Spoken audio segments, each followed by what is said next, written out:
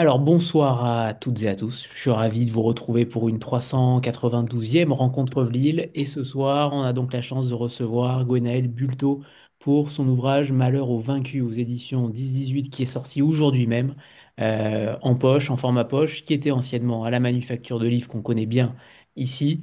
Alors Gwenaël, on va en rentrer dans le vif du sujet parce que le roman est extrêmement foisonnant, notamment de manière historique, mais pas que. J'aimerais déjà savoir, vous avez écrit déjà plusieurs romans et notamment un point commun, c'est celui de cette période du début du XXe siècle. Qu'est-ce qui vous fascine tant justement pour avoir continué à publier avec ce cadre récurrent dans vos romans? Oui, alors c'est vrai que les trois romans ont lieu au tournant du XXe siècle. Ce qui m'intéresse, moi, c'est la Troisième République. Ça m'intéresse parce que c'est une période fondatrice de l'histoire.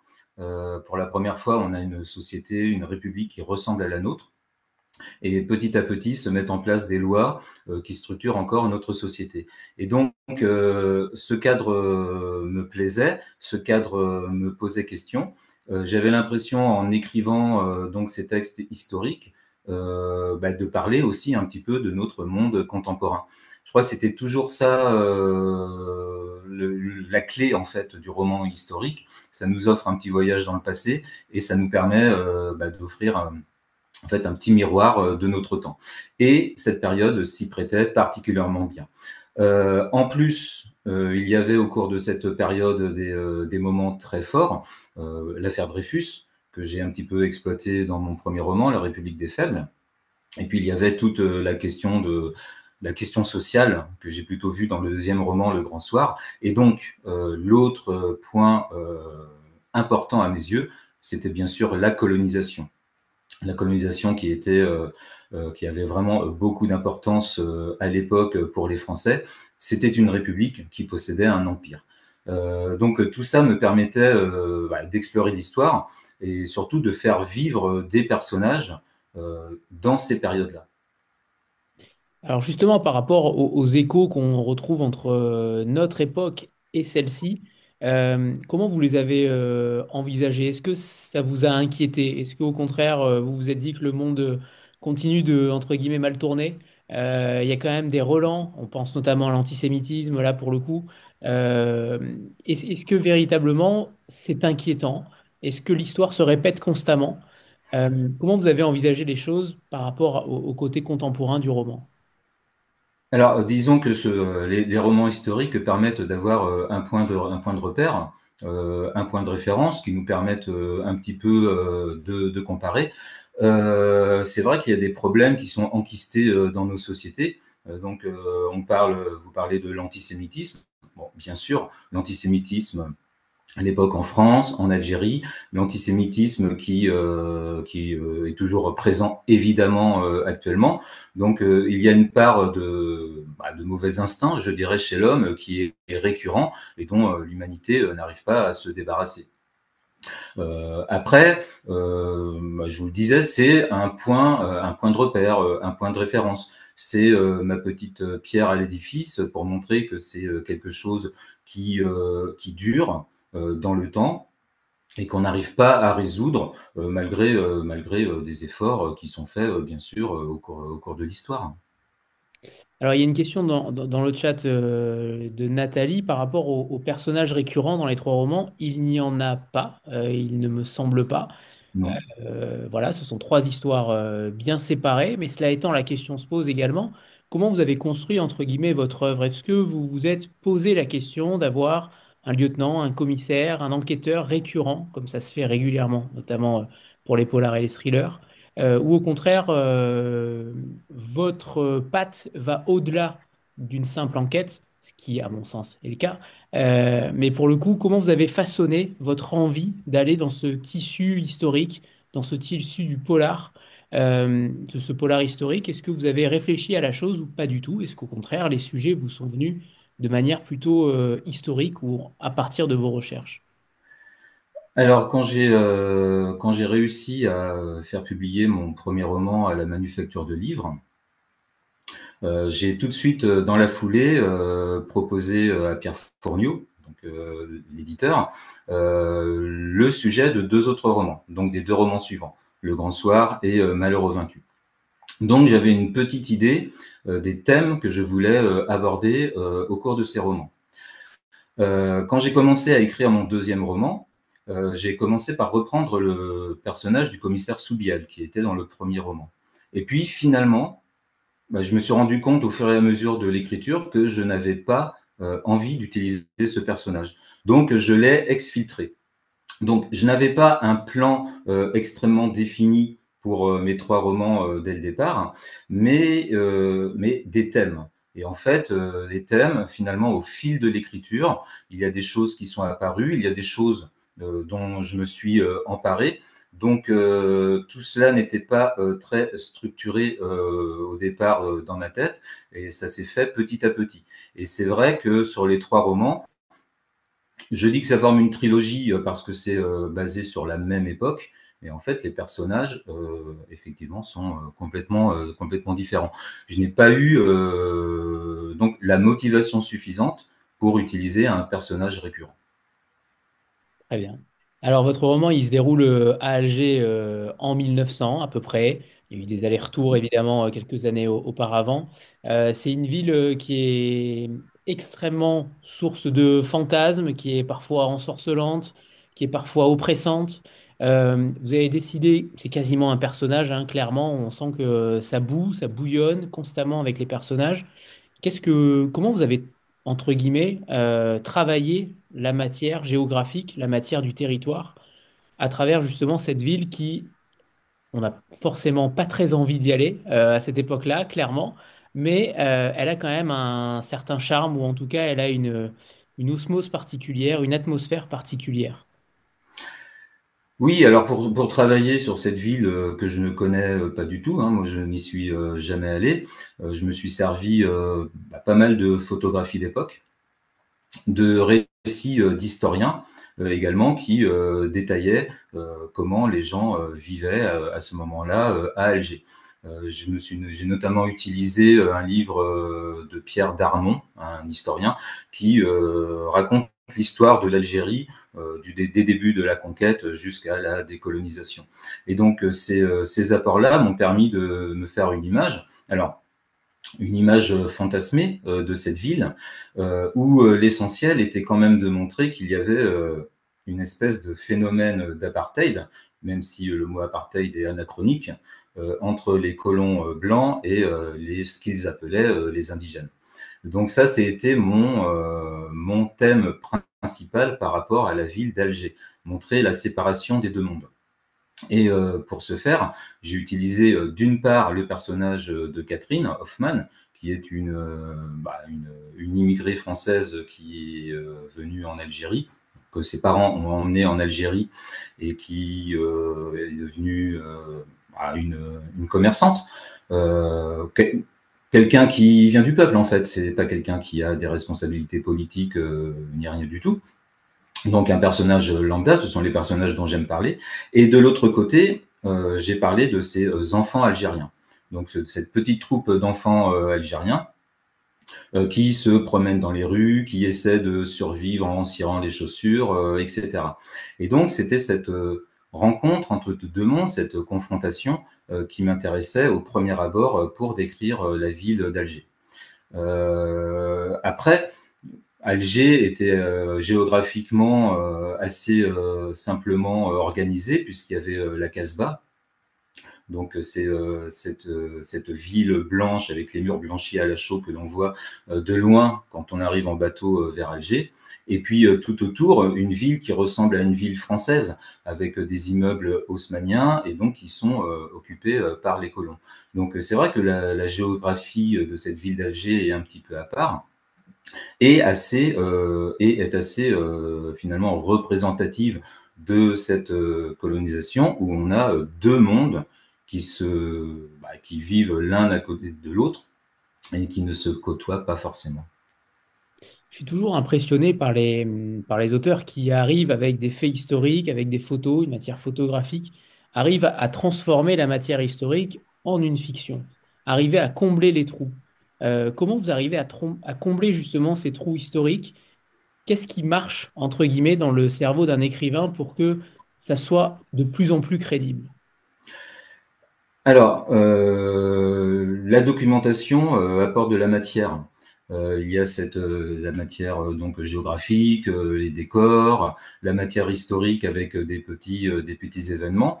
La difficulté après pour un auteur, c'est de s'éloigner de la documentation historique. C'est-à-dire, on n'est pas là pour faire un récit historique, pour raconter ce que font des historiens beaucoup mieux que moi. Mais l'idée, c'est quand même de construire des personnages qui vivent à ce moment-là, dans ce monde-là, et d'essayer de rentrer dans leur peau pour voir ce qu'ils ressentent. Et je pense que mon travail, il est vraiment axé sur ces personnages où je me mets à leur place et je me dis que comment est-ce qu'ils peuvent réagir, comment est-ce qu'ils vont vivre ces événements terribles. Et donc, c'est en faisant vivre ces personnages, on a une espèce de... On rend les choses un petit peu plus sensibles pour le lecteur. Le lecteur, il peut s'identifier aux personnages, il les suit, il se pose des questions, qu'est-ce qui va se passer, que va-t-il devenir, quels vont être les destins de ces personnages. Donc, moi, la matière historique, donc, je l'emmagasine au départ, et puis après, je la mets un petit peu de côté pour me concentrer sur l'intrigue, les personnages. Et une fois que j'ai bien avancé, une fois que j'ai structuré mon intrigue, que les personnages sont tous à peu près là, je reviens consulter de la documentation pour rajouter des petits faits réels, des petits détails qui font vrai, et qui font nous sentir plus proche de ce monde-là.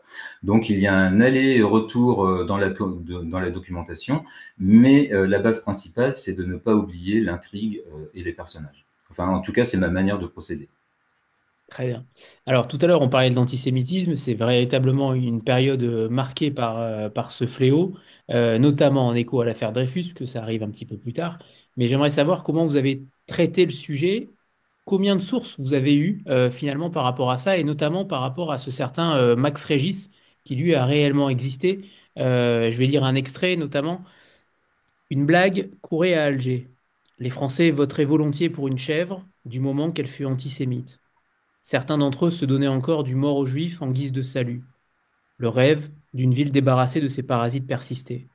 Au début de son mandat, appliquant son programme à la lettre, Max Régis avait purgé la police de ses éléments juifs et des agents qui s'étaient opposés aux exactions anti-juives. Le résultat ne s'était pas fait attendre. Avec ses effectifs réduits d'un tiers, la police ne parvenait plus à faire respecter l'ordre. L'insécurité avait explosé. Max Régis, il fut aussi maire d'Alger pendant une courte période. Mhm. Et pour le coup, il a pris véritablement que des mauvaises décisions. Est-ce que vous le connaissiez déjà avant l'écriture de ce roman? Quelle documentation vous avez eue pour traiter la chose? Car j'imagine que le tissu était peut-être un peu faible. Alors déjà l'antisémitisme, j'avais exploré ce thème dans le premier roman, et donc j'avais découvert plein de choses qui étaient liées à l'antisémitisme en France, notamment ce personnage d'Édouard Drummond, qui était un journaliste, qui a écrit un livre qui s'appelle La France juive, et qui a eu un grand succès en France. Et dans la France juive, en fait, Drummond employait les stéréotypes habituels sur les juifs, comme quoi ils volaient la France, etc. Ils parlaient de leur physique, etc. C'était extrêmement nauséabond. Et j'ai appris également à ce moment-là que Édouard Drummond, il avait été élu député en Algérie. Et en creusant un petit peu, je me suis rendu compte qu'il y avait 4 députés français antisémites, c'est-à-dire que leur programme politique tournait simplement autour de l'antisémitisme, et ces députés français étaient élus tous en Algérie. Donc déjà, ça posait question, pourquoi tous ces antisémites sont élus en Algérie. Et donc, en creusant la chose, j'ai découvert qu'à Alger, il y avait ce personnage, Max Régis. Je me suis appuyé, alors on trouve peu de choses sur Internet sur Max Régis, à part dans les journaux. Donc il y a pas mal de journaux qui sont numérisés, et donc en cherchant donc cette entrée Max Régis, on retrouve pas mal d'articles sur ce personnage. Bon, ce personnage, c'était un jeune homme ambitieux, mais c'était une espèce de clown grotesque tel que pouvait l'être Mussolini, par exemple. C'était vraiment un personnage qui était élu sur sa grande gueule, passez-moi l'expression, et sur le fait de rejeter l'autre, donc la xénophobie. Et donc, il y a eu un certain nombre d'articles, un certain nombre de travaux d'historiens qui m'ont aidé à étayer ce personnage. Alors, ce personnage, finalement, il a été tellement nuisible pour Alger qu'il a été démis de ses fonctions au bout de 4 mois. Mais ses amis et ses soutiens ont encore dirigeaient encore la ville pendant 2 ans. C'était un personnage tellement extraordinaire euh, dans le sens où on se demande comment les gens pouvaient voter pour, pour ce candidat. Bon, en creusant un petit peu, c'était la responsabilité des colons. Les colons étaient forcément hein, les Algériens n'avaient pas, les indigènes n'avaient pas le droit de vote, et les colons qui vivaient dans un monde clos, qui étaient dans un monde tout puissant, donc votaient pour ce type qui semblait à leurs yeux bien les représenter et bien représenter en fait le fait qu'ils étaient à part dans la société française. Voilà, moi c'est ce que j'ai tiré comme conclusion de mes travaux sur Max Régis. Alors Max Régis, c'est quelqu'un qui a mal fini hein, finalement. Il est parti d'Algérie et il a terminé en étant patron d'hôtel dans le sud de la France. Il est mort dans un anonymat complet. Très bien.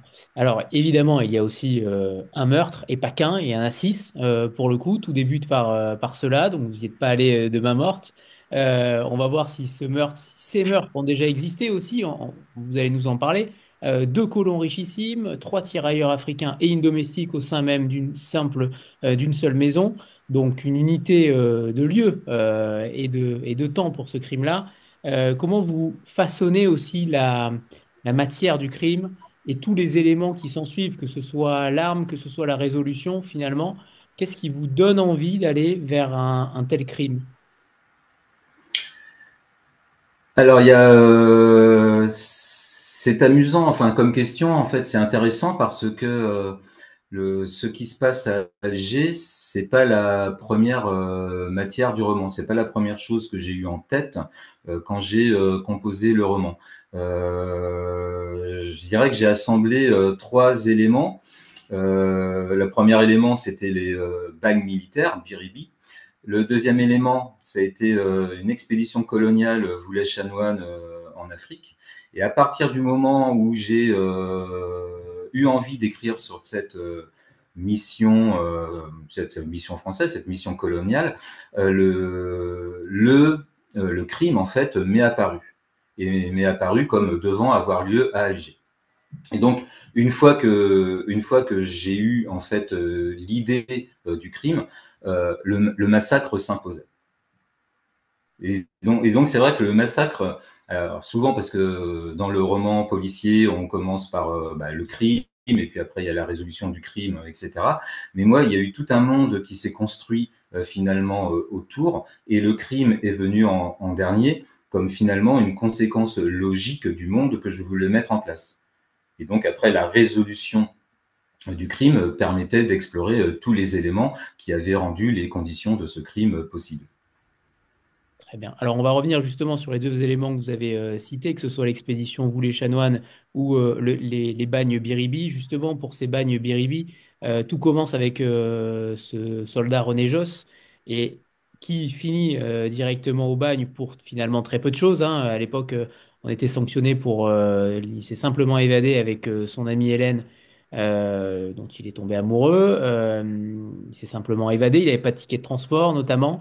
Voilà, donc faites attention quand vous êtes dans le métro ou dans le tramway, vous pouvez mal finir parfois.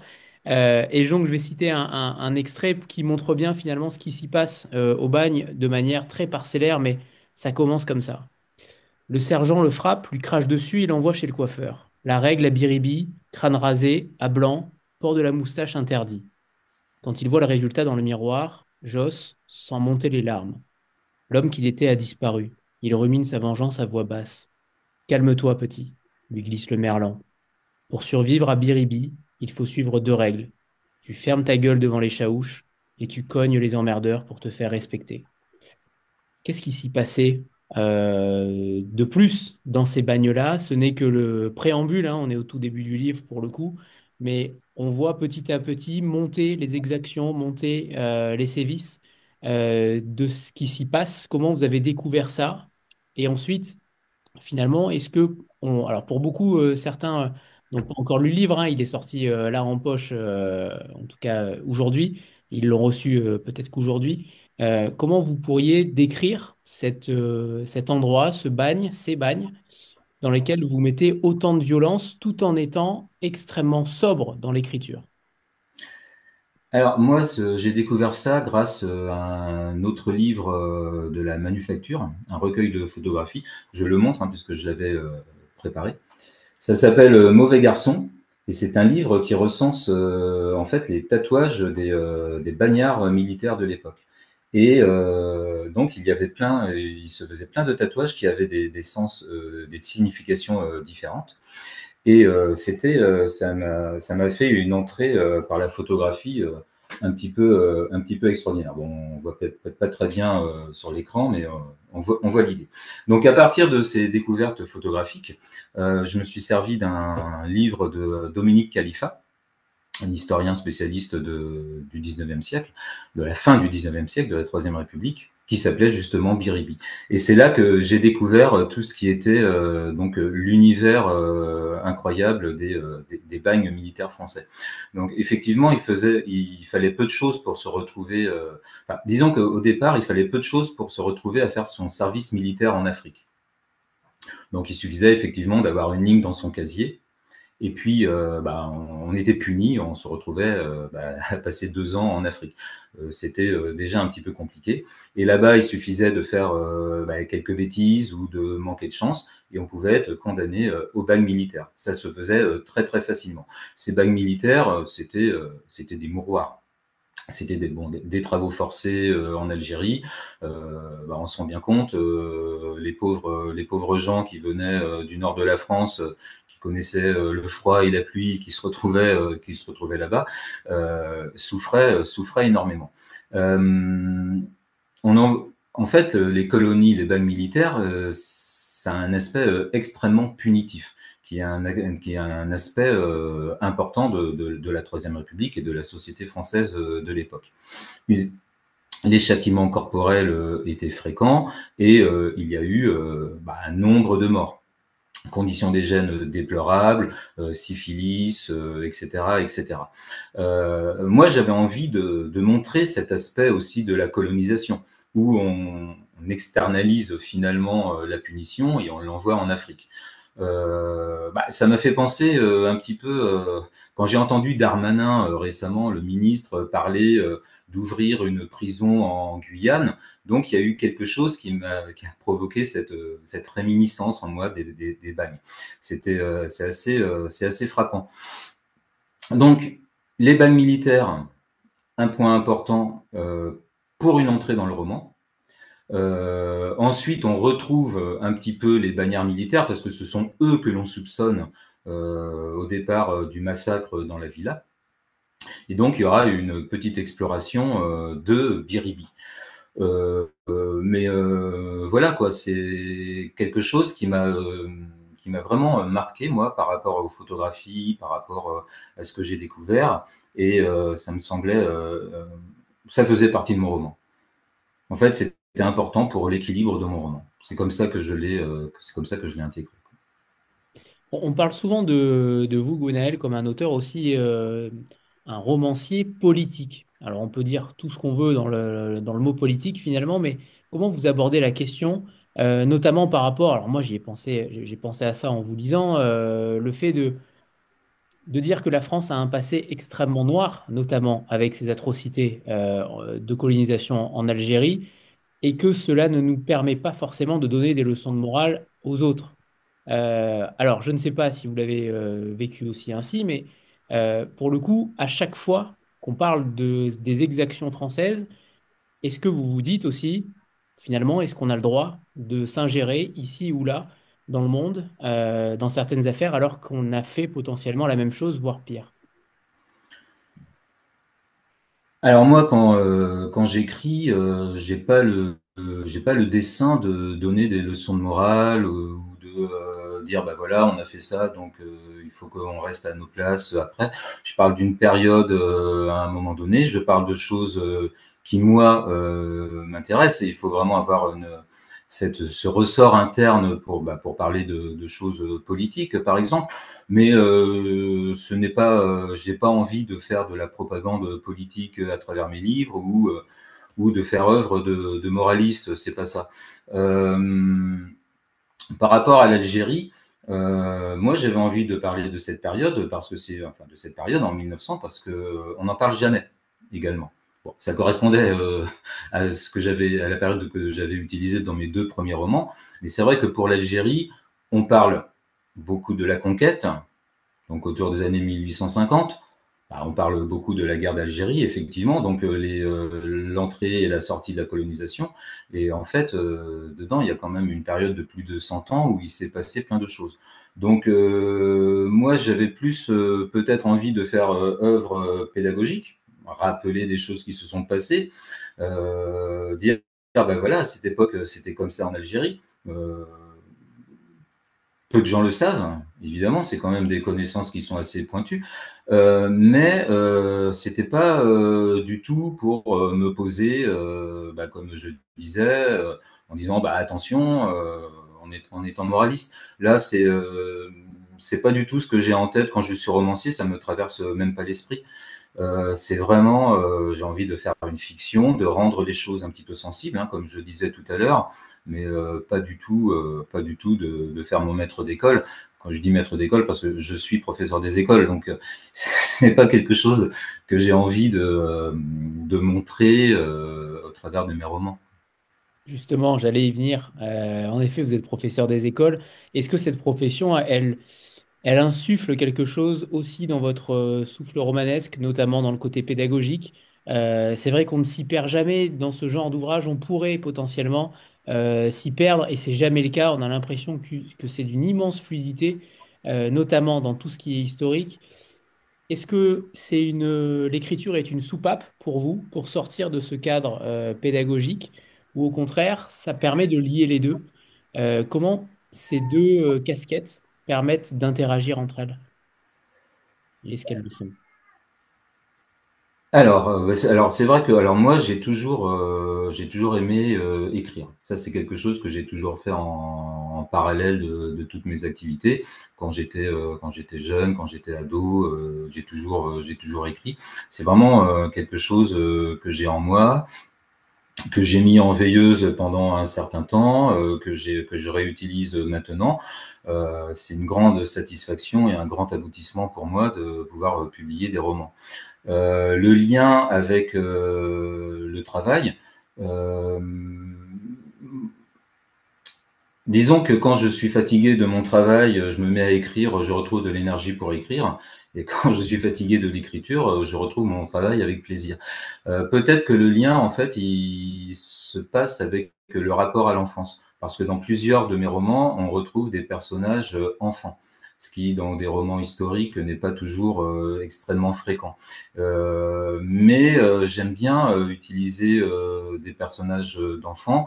J'aime bien le fait qu'il n'y ait pas de préjugés, ce genre de choses, qu'ils sont un petit peu innocents entre guillemets. Mais j'aime bien utiliser des personnages d'enfants parce que ce sont aussi les adultes de demain en fait, les adultes en construction. Et donc ce que vivent les enfants dans mes romans, ce sont des personnages, on peut imaginer le poids qu'ils porteront une fois devenus adultes. Donc oui, c'est une espèce de projection que je fais. Ce que vivent les enfants, ce sont les adultes de demain. Demain, ce sera leur monde. Donc, il y a ce rapport. J'aime bien travailler avec les enfants. J'aime mettre des personnages d'enfants dans mes romans. C'est comme ça que je conçois le rapport entre les deux. C'est exactement là où je voulais en venir, notamment par rapport à cette bande d'orphelins, Aïcha et Nourdine. Nourdine qui est peut-être plus dual, qui est plutôt ambigu et en même temps attachant. Et de l'autre côté, on a Aïcha qui a véritablement une dimension touchante au récit. Comment vous les avez façonnés, ces enfants? Qu'est-ce que vous vouliez véhiculer également avec eux? C'est une sorte de bouffée d'air frais aussi dans le récit, dirigé par des adultes qui font, entre guillemets, un petit peu n'importe quoi tout le temps. C'est peut-être une sorte, la touche d'innocence du roman aussi, de candeur. Euh, Oui, oui, oui, tout à fait. C'est vrai que le roman était assez noir entre les bagnes, les bagnes militaires, entre le massacre, entre l'histoire de la colonne militaire. Et c'est vrai que la présence d'enfants s'est imposée. Alors, au cours de mes lectures, j'avais bien vu que les enfants couraient dans les rues d'Alger pour gagner quelques sous, etc. J'ai commencé à faire cette petite bande d'enfants et j'aimais beaucoup écrire. C'est vrai que ça faisait une respiration, ça donnait un petit peu de souffle, d'apaisement et une autre vision des choses. Le personnage de Nourdine, il est un petit peu plus duel, effectivement, parce qu'il est aussi un petit peu plus vieux. Et donc, quand je parlais du fait de ne pas avoir de préjugés, Nourdine, lui, il commence à comprendre comment fonctionne le monde. Et il devient un petit peu plus dur. Et au bout d'un moment, il est obligé, quelque part, de choisir un camp. Donc ça, c'était un personnage qui est peut-être un peu plus, qui est plus adolescent en fait, et qui bascule quelque part dans l'âge adulte. Est-ce que vous nous feriez le plaisir de nous lire un premier extrait, Gwenaël? Oui, alors j'ai sélectionné donc deux extraits. Le premier extrait se passe aussi au niveau des bagnes militaires, comme celui que vous avez lu tout à l'heure.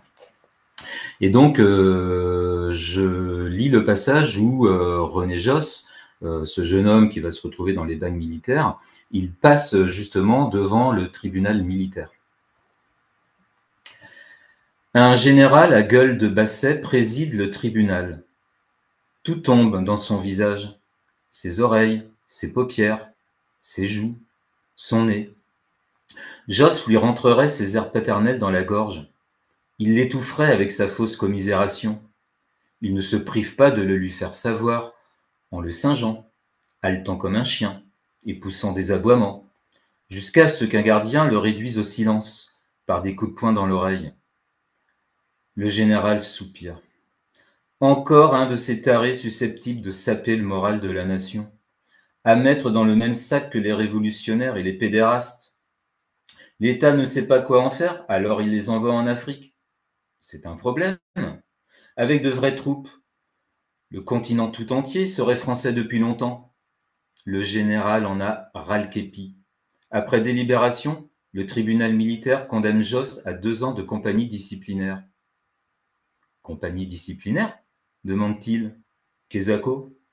On lui explique. C'est le bagne militaire. Biribi, en argot des casernes. Il ne s'agit pas d'un endroit en particulier, mais du nom générique des colonies pénitentiaires en Afrique du Nord. En réalité, des chantiers mobiles où triment les impénitents militaires, condamnés aux travaux forcés. C'est ainsi qu'ils payent leur dette à la civilisation. Merci, Gwenaël. Alors, tout à l'heure, on a parlé de l'affaire, l'expédition Voulez Chanoine, justement, qui est peut-être l'un des épisodes les plus barbares de la conquête coloniale. Comment vous avez... je ne suis pas sûr que beaucoup de personnes connaissent cet épisode-là. En tout cas, moi, j'y étais totalement étranger. Comment vous avez découvert ça et finalement, qu'est-ce qui s'y est passé pour que ça arrive aussi en toile de fond dans votre roman? Alors cette expédition militaire, je l'ai découverte tout simplement dans une discussion avec mon éditeur. On parlait de cette époque-là, donc Pierre Fourniot est très très féru de cette époque, et il m'a appris l'existence de cette colonne militaire. Et quand il m'en a parlé, moi j'ai tout de suite pensé à Apocalypse Now, en fait, Au cœur des ténèbres de Conrad. Apocalypse Now est basé sur le livre Au cœur des ténèbres. Cette expédition militaire française, elle se passe en 1898 et il y a donc le capitaine Voulet, un militaire, qui propose de coloniser une partie de l'Afrique. Il propose de remonter le long du fleuve Niger pour aller conquérir le Tchad. Alors le gouvernement applaudit à deux mains, hein, parce que là, il y a une rivalité avec les Anglais pour se partager l'Afrique. Donc c'est au premier sur les lieux qui emportera le morceau. Et donc, Voulet fait ses plans et le gouvernement lui dit bah ça c'est très bien, mais en fait on ne pourra pas vous financer à hauteur de ce que vous espérez. Donc premier écueil, le capitaine part avec sept officiers français. Il va en Afrique, donc en Afrique occidentale, ce qu'on appelait le Soudan français, qui est devenu le Mali. Et là, il recrute ses militaires. Donc, il recrute des militaires africains. Il recrute des tirailleurs. Donc, il en recrute plusieurs centaines et il commence à monter son expédition. Sauf qu'une expédition en Afrique de plusieurs centaines d'hommes, ça a besoin de beaucoup de matériel. Donc, ils achètent quelques dromadaires, ils achètent des chevaux, et surtout, ils vont dans les villages africains et ils recrutent des Africains de force comme porteurs. Enfin, quand je dis qu'ils les recrutent, c'est plutôt qu'ils les réduisent en esclavage. Et donc, on a une immense colonne qui fait plusieurs milliers d'hommes. Donc, quelque chose qui se déplace de très lentement, comme une petite ville qui se déplace, une petite ville faite de militaires qui portent les armes. Et sur leur passage, ils sont extrêmement violents avec les populations locales. Il y a des meurtres, il y a des massacres. Et plus la colonne s'enfonce vers le Tchad, plus les massacres deviennent épouvantables. Donc ce qu'ils appelaient des punitions collectives ou la responsabilité collective de l'époque, s'il y avait quelqu'un qui se rebellait dans un village, tout le village était passé par les armes. Donc dans leur logique militaire, dans leur stratégie militaire, c'était inspirer la peur pour ne pas avoir de problème pour le retour. Donc cette colonne-là, elle s'enfonce, et finalement elle se coupe complètement de la hiérarchie militaire. Ça devient une colonne un petit peu autonome. Et là, les chefs sont pris d'une espèce de folie des grandeurs, où ils se disent, nous, on peut devenir des rois africains. Donc on voit des officiers français, des gens extrêmement intelligents, des gens extrêmement cultivés, des officiers français qui montent une expédition en Afrique, c'est quand même le haut de gamme. Et là, ils sont pris d'une folie assez incroyable. Et donc, cette histoire, moi, m'a complètement scotché. C'est-à-dire quand je l'ai découverte, je me dis, ah ouais, ça existait quand même. Et j'ai eu envie, effectivement, de l'exploiter pour montrer cet autre aspect de la colonisation qu'est la guerre coloniale. Et c'est vrai que cette histoire, elle est aussi, c'est une espèce, je dirais que c'est une espèce de serpent de mer, parce que au fur et à mesure des époques, elle réapparaît. Il y a des ouvrages qui sont écrits dessus. C'est quelque chose qui est extrêmement documenté, hein. Il n'y a rien de caché. Mais elle sort des mémoires. Donc, moi, j'ai lu quelques livres sur cette colonie. Donc là, je vous montre un livre historique qui s'appelle La Mission Afrique centrale. Donc ça, c'est extrêmement documenté. J'ai également lu une bande dessinée qui relate cette expédition en 2 volumes. Le scénariste, c'est Dumonteil. Ça donne à l'expédition un côté grotesque qui est extrêmement intéressant. Ça, si on est intéressé, je pense que c'est quelque chose vraiment à lire. Et ce qui était assez incroyable, c'est lors d'une séance de dédicace, j'ai rencontré un monsieur très vieux, monsieur d'un peu plus de 80 ans, qui était militaire en Afrique. Mais bon, pas au moment de la colonne évidemment, mais dans les années 60. Et lui me disait que cette colonne militaire, c'était un épisode militaire qu'ils étudiaient donc à l'école des officiers. Quand ils allaient travailler en Afrique, ils étudiaient en fait comme un exemple de ce qu'il ne faut pas faire quand on mène des troupes ou quand on mène une expédition militaire. Et ces gens-là qui habitaient au Mali et au Niger me disaient qu'ils avaient eu une bonne africaine dans leur maison qui, en fait, connaissait l'expédition militaire par la tradition orale. Et donc le capitaine Voulet, le capitaine de l'expédition, était considéré comme une espèce de croque-mitaine. Où on disait en fait aux enfants africains, si t'es pas sage, le capitaine Voulet va venir te chercher. Donc avoir ces explications, avoir c'est vraiment ce témoignage, j'ai trouvé ça extrêmement intéressant et extrêmement touchant. Et en fait, c'est vraiment entré en résonance avec ce que j'avais écrit. Donc j'en suis encore ému. Oui, je vois, je vois. À côté de ça, on a le personnage du lieutenant Kessler qui mène l'enquête, qui semble lui aussi pris en étau, qui est véritablement qui est pris dans les contradictions du système, J'aimerais savoir comment vous l'avez conçu parce que l'enquêteur, entre guillemets, c'est véritablement la pièce maîtresse en principe d'un polar. Là, je trouve que ça va au-delà, mais quand même, on s'attache particulièrement à cet enquêteur. Comment vous avez traduit sa psychologie, ses dilemmes moraux entre devoir militaire, entre justice et évidemment des illusions? Il a beaucoup de casquettes finalement morales, j'ai l'impression, cet enquêteur. Qu'est-ce qui se cache derrière lui? Est-ce que vous avez aussi, est-ce que vous êtes inspiré peut-être de certains autres inspecteurs? Alors, lui, c'était dès le départ dans mon esprit, c'était un honnête homme. C'était vraiment effectivement quelqu'un qui est qui est né en Afrique ou qui a grandi en fait tout petit en Algérie.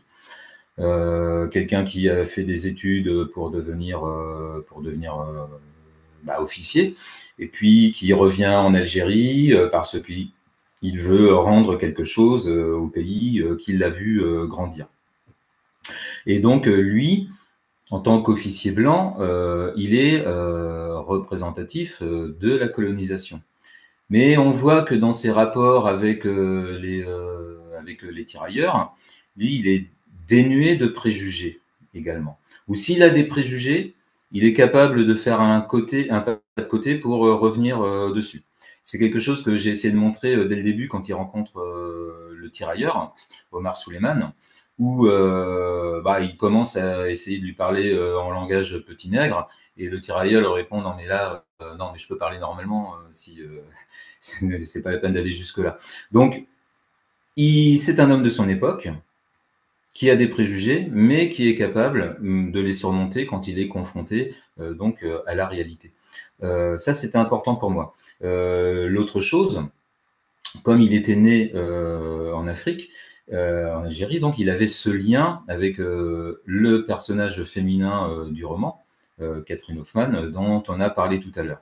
Et donc il y a une histoire qui se met en place entre les deux parce que donc ils se connaissaient lorsqu'ils étaient enfants. Donc il mène d'un côté son travail d'enquêteur et d'un autre côté on approfondit un petit peu plus sa psychologie, ses dilemmes moraux effectivement dans ses relations avec Catherine. Et d'ailleurs, par rapport à cette relation-là, c'était important pour vous d'équilibrer aussi un minimum à travers toutes ces atrocités. Il fallait à un moment donné équilibrer quand même pour que le lecteur ne ressorte pas forcément de là avec uniquement des méfaits ou en tout cas des crimes commis constamment. Cette histoire-là, elle est très importante, je trouve, au cœur du récit, exactement comme la bande d'orphelins des enfants tout à l'heure. On a l'impression qu'il y a deux points d'ancrage qui permettent aussi de garder de l'empathie aussi pour l'être humain. Oui, effectivement, de l'empathie et puis un petit peu d'espoir aussi. Donc, c'est vrai qu'entre cet enquêteur et puis Catherine Hoffman, il y a une espèce de romance qui se met un petit peu en place. Donc, dans leur relation, il y a des sentiments, il y a un peu de séduction, il y a des sentiments amoureux. Ça reste très ténu, hein, ça reste par petites touches. Mais c'est des choses effectivement qui rééquilibrent au même titre que les enfants dont on parlait tout à l'heure. Oui, alors Quand j'écris, moi, tout n'est pas prévu non plus à l'avance. Les personnages, au départ, ils sont un petit peu informes, ils ne sont pas poussés. Je suis pas le genre d'auteur qui écrit des pages entières sur un personnage pour dire ce qu'il va faire, comment il va réagir, etc. Les personnages se construisent au fur et à mesure, moi, de mes actes d'écriture. Donc, au départ, les personnages sont un petit peu, ils font des choses, mais ils sont un petit peu vides. Et finalement, au fur et à mesure du roman, bah, ils s'étoffent, ils prennent un peu plus d'épaisseur. C'est comme ça que je procède. Euh, Quand j'ai commencé le roman, j'avais pas forcément énormément d'idées pour savoir ce qui allait se passer entre les personnages. Et puis bah, finalement, une fois qu'on est lancé dans un roman, il y a une espèce de logique interne, une logique narrative qui se met en place. Et puis, de manière intuitive, les auteurs font beaucoup de choses de manière intuitive. Il y a effectivement le rythme qui se crée, c'est-à-dire les moments d'action, les moments un peu noirs, les moments de respiration. Et tout ça se met en place dans une espèce d'équilibre général.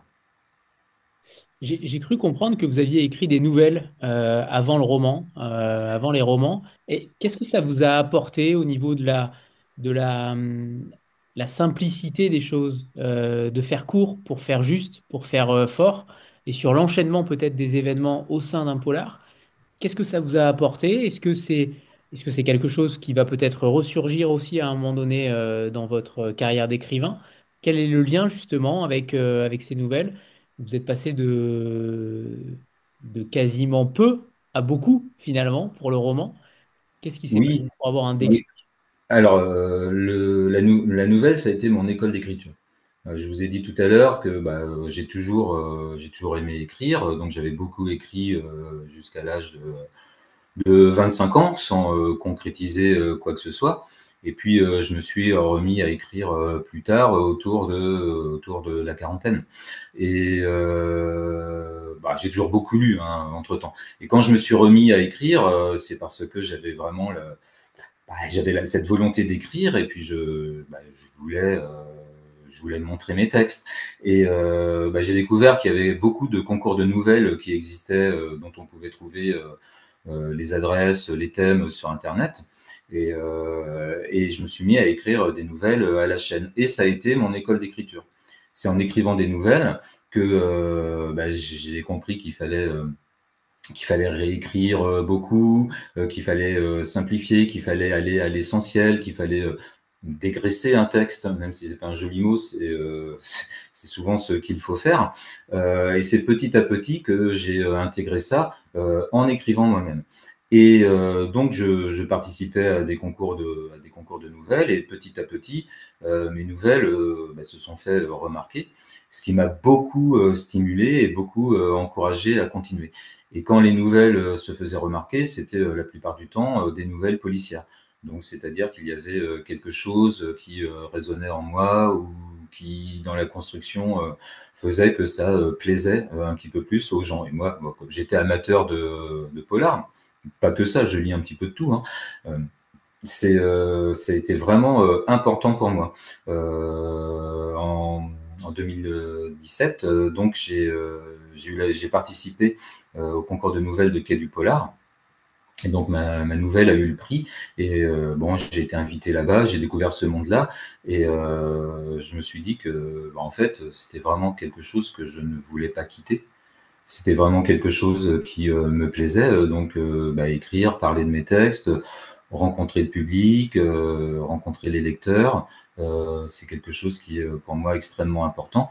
Et donc c'est vrai que les nouvelles, pour moi, ça a été fondamental dans mon parcours d'auteur. Maintenant, depuis que je publie des romans, je n'écris plus de nouvelles. Alors, il y a une question de temps hein, aussi, bien sûr. Je m'interdis rien en écriture, donc peut-être que j'en réécrirai plus tard, mais pour l'instant, ce n'est pas dans mes projets. Très bien. Et on se rend compte que beaucoup d'auteurs qui sont passés par les nouvelles ont quand même un sens narratif peut-être plus développé que les autres, ou en tout cas, j'ai trouvé que votre style il était extrêmement sobre et à la fois tendu. Il y a une véritable tension avec une économie de mots assez forte. Alors le livre fait quand même un certain nombre de pages, certes, mais Malgré l'ampleur historique que vous avez traitée, je trouve qu'une fois de plus, vous arrivez à véritablement renforcer l'impact émotionnel sans jamais tomber dans le waouh, il est très dur à dire celui-là, sensationnalisme. Euh, c'est ça qui est intéressant, c'est que vous n'écrivez pas pour rien. Et je trouve que même sur des scènes extrêmement violentes, vous n'allez pas dans le trop violent, dans le trop gore, dans le trop dur. C'est toujours extrêmement soutenu. Est-ce que c'est aussi une nécessité en tant qu'écrivain de garder de la pudeur dans ce genre de scène? Ah oui, bien sûr, de la pudeur, de l'implicite, souvent ça a un impact aussi important qu'une scène vraiment crue. Euh, donc moi, je fais ce travail-là en réécrivant beaucoup. Il y a des phrases, je peux les réécrire 15 fois pour trouver la phrase qui sonne bien, qui me plaît bien, pour éliminer tout ce qui est superflu. Et effectivement, après, l'auteur n'est pas tout seul et il y a aussi l'œil de l'éditeur qui lui peut dire bah, ce passage c'est quand même pas terrible, tu pourrais essayer de réexploiter, tu pourrais essayer de réécrire ou de l'aborder différemment. Donc il y a donc son propre travail, et puis le travail de mise à distance qui est celui de l'éditeur ou des lecteurs qui forment notre entourage. C'est ce qui nous permet de progresser et d'être peut-être plus efficace.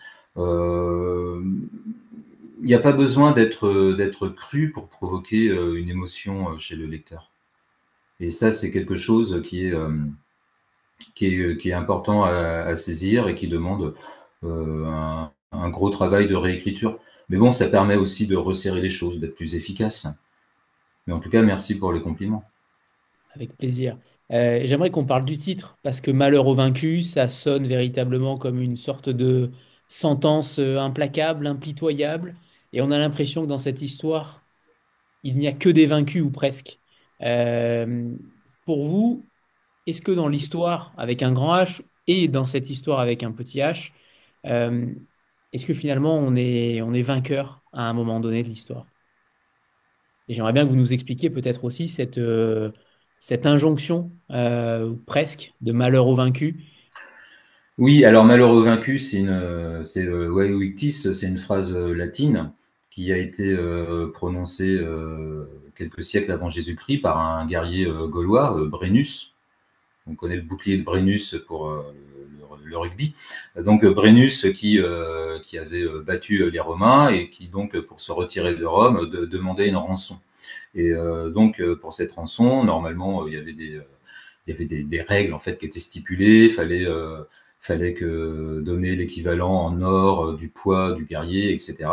Et donc Brennus il trichait et donc enfin bref, il a récupéré beaucoup d'heures, beaucoup plus d'or que prévu. Et les Romains n'étaient pas très contents et c'est là que Brennus leur a dit vae victis, malheur aux vaincus. Donc, malheur aux vaincus, ça c'est l'origine de la phrase. Malheur aux vaincus, en fait, c'est la loi éternelle de la guerre.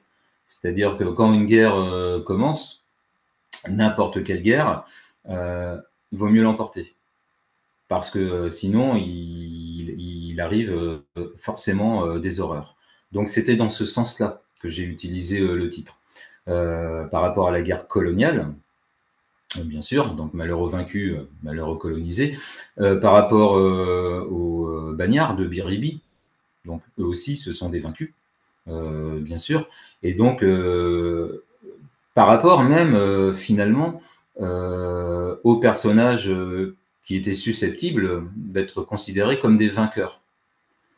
Donc il se passe quelque chose avec des membres de la colonne militaire dont je parlais pardon, dont je parlais tout à l'heure, mais ils peuvent être considérés comme des vainqueurs, mais finalement ils sont quelque part, ils finissent par perdre eux aussi.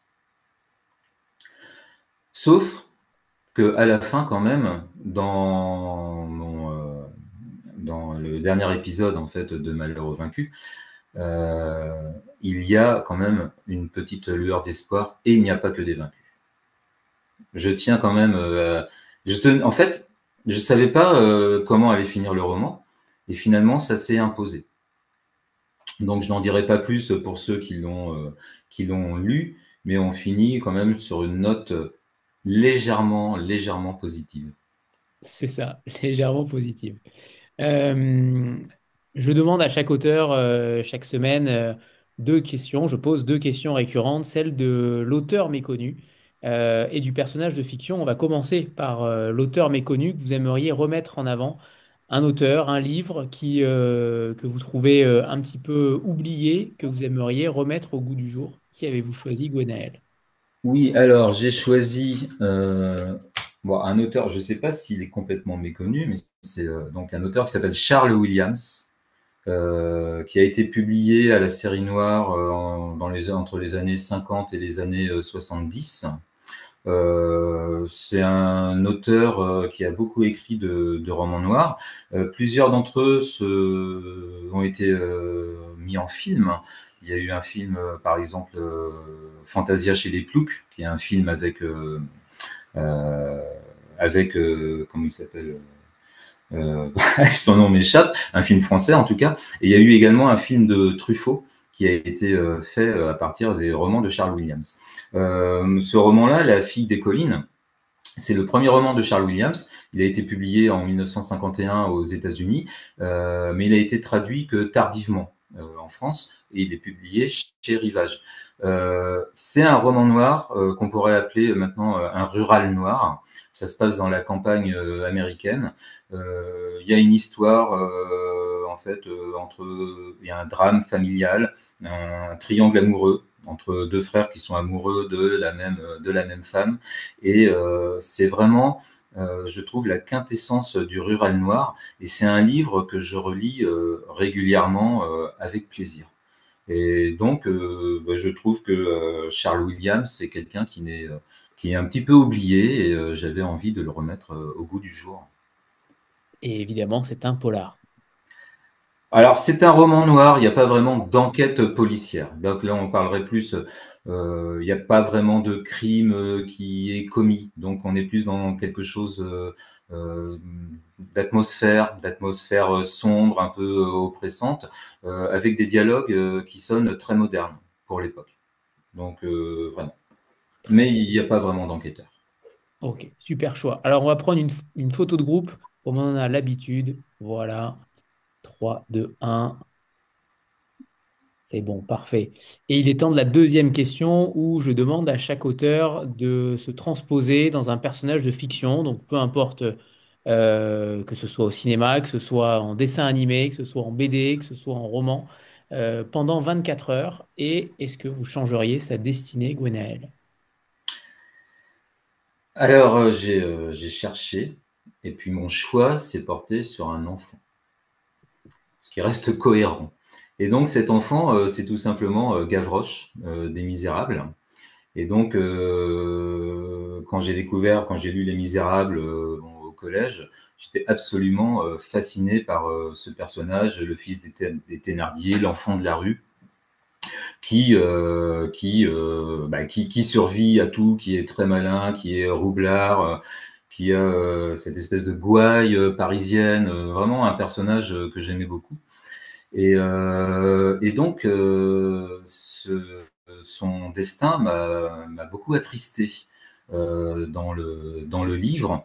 Et même s'il y a évidemment cette dimension tragique, Hugo ne pouvait pas y échapper, mais si j'avais pu lui faire vivre quelques aventures supplémentaires à cet enfant, ça aurait été avec plaisir. Donc, Gavroche.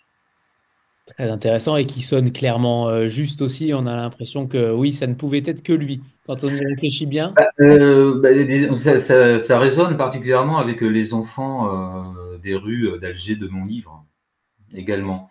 Et c'est vrai que finalement, je me suis dit, peut-être que j'avais ce personnage en tête quand j'ai écrit ça. Peut-être que un auteur, enfin comme tout le monde, on est la somme de tous les livres qu'on a lus, qu'on a aimés, etc. Et donc peut-être que ce personnage était là dans un coin de ma tête et qu'il m'a soufflé des choses sur mes enfants des rues. très bien. Alors tout à l'heure, vous parliez de trilogie, de fausse trilogie, hein, presque une trilogie. Est-ce que vous avez réfléchi à la suite, Gwenaël? Est-ce que des choses sont en préparation? Est-ce que vous allez donc changer d'univers? Est-ce que vous allez rester sur cette période-là? Qu'est-ce qui va se passer pour vous? Alors, là, je suis en train d'écrire donc la suite, mais c'est pas vraiment une suite. Mais ça reste un roman historique qui se passe pendant la Troisième République, mais à une époque très précise qui est la Grande Guerre. Et donc, c'est un roman qui se passe à Paris, à l'arrière. Ce sera de nouveau un roman policier. Et peut-être que va revenir en fait le commissaire de mon premier roman, de La République des faibles. Euh, Là, j'étais plus motivé pour exploiter de nouveau ce personnage. Ça se passe 20 ans après donc La République des faibles. 1917, en France, des crimes commis à Paris pendant la Grande Guerre. Donc j'en suis là.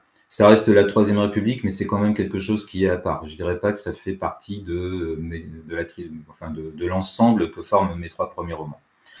Donc j'en suis là, et puis le travail est en cours. Donc je n'ai pas date de parution encore pour l'instant, mais si tout va bien, ça devrait être courant 2026. Super, très bonne nouvelle. Eh bien, on va terminer cette rencontre s'il n'y a pas d'autres questions avec un second extrait. Gwenaël, c'est à vous.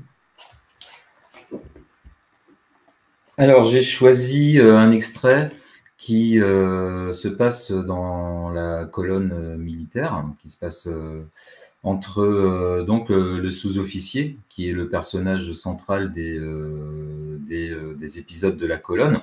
Donc, c'est pas la haute hiérarchie de la colonne, mais c'est un personnage blanc secondaire qui est tombé amoureux d'une princesse noire qui a été enlevée en fait par la colonne. Donc, ce qui est une forme de deuxième romance finalement dans Malheur aux vaincus. On est à un moment où finalement les personnages se posent des questions, mais qu'est-ce qu'ils vont devenir après la colonne? Et c'est ça que j'avais envie de vous lire. Euh, La colonne retrouve un bon rythme, lui dit-il. Nous arriverons bientôt à Birni-Nkoni. De là, nous nous rendrons à Zinder, puis nous contournerons le lac Tchad par le nord. Nous arrivons dans combien de temps? Ça, c'est la femme qui parle. Cette question l'intéressait beaucoup, mais il valait mieux éviter d'y penser. Survivre au jour le jour constituait déjà une tâche immense. Voilà, je ne sais pas, 6 mois, si tout va bien. Elle le regarda, un peu perdu. 6 lunes, tenta-t-il d'expliquer. 6 cycles de femmes. Et après? Après? Tu veux dire à la fin de l'expédition, quand la colonne aura atteint son but, en espérant que par miracle je ne meure pas sur le champ de bataille? Il voulait plaisanter, mais sa gorge se serrait. La princesse caressa ses gris-gris pour conjurer le mauvais sort. Je ne sais pas, je suppose que je monterai en grade, j'aurai de belles médailles sur mon uniforme. Et moi, qu'est-ce que je vais devenir? Il ne sut pas quoi répondre. Bien sûr, il aurait pu lui mentir, mais se contenta d'un silence éloquent qu'elle brisa. Tu m'emmènes avec toi? En France? Je porterai une jolie robe, un chapeau, un parapluie comme les Françaises sur les photographies que tu m'as montrées. C'est d'abord l'image d'un singe vêtu en dame qui lui vint à l'esprit. À l'idée de se promener à son bras dans les rues de Paris, il imaginait les quolibets et les regards offusqués des bourgeois. Les policiers lui diraient de retourner au cirque. Il ruinerait sa carrière par-dessus le marché. La France le traiterait en paria. En restant ici, je pourrais devenir chef de tribu, lança-t-il au débeauté. Les soldats respectent mon sens de la justice. C'était à son tour de demeurer muette. Elle ne comprenait pas. Lui, chef de tribu? Habille-toi, lui ordonna-t-il en rougissant. Rejoins les femmes. Elle disciplina sa chevelure en se regardant dans l'éclat de miroir et passa autour de son cou des colliers de perles bleues qui lui tombèrent sur les seins. Le dernier regard qu'elle lui adressa, plein de doute, le fit frémir. À l'idée de la perdre, la peur le saisit. En Afrique, tout est possible, lui lança-t-il. Elle secoua vaguement la tête, sans comprendre. Parce que l'Afrique, elle ne savait même pas ce que cela voulait dire. Merci, Gwenaël. Merci infiniment pour vos réponses et vos éclaircissements par rapport à cette période historique si charnière finalement. Ça a découlé sur d'autres choses ensuite. et je pense qu'aucune n'est innocente. En tout cas, aucune période n'est innocente. Et ce chemin-là s'est construit aussi à travers votre roman-là. Merci, Gwenaël, pour Malheur aux vaincus aux éditions 10-18, donc, qui est sorti aujourd'hui et dont on souhaite le meilleur pour la suite. Et Elsa, je n'avais pas vu que tu étais là, si jamais tu souhaites intervenir, Non, évidemment. pas du tout, j'étais là, mais j'avais rien à dire. Je vous ai écouté Parfait. religieusement. Merci beaucoup. C'était passionnant. Eh bien, parfait. Merci, Gwenaël. Très bien. Merci à vous pour ce moment très agréable et puis à une rencontre en vrai, peut-être lors d'un salon. Avec grand plaisir. Merci, Gwenaël. Au Merci à revoir, vous. Claire. Au Au revoir revoir. Au revoir. à tous.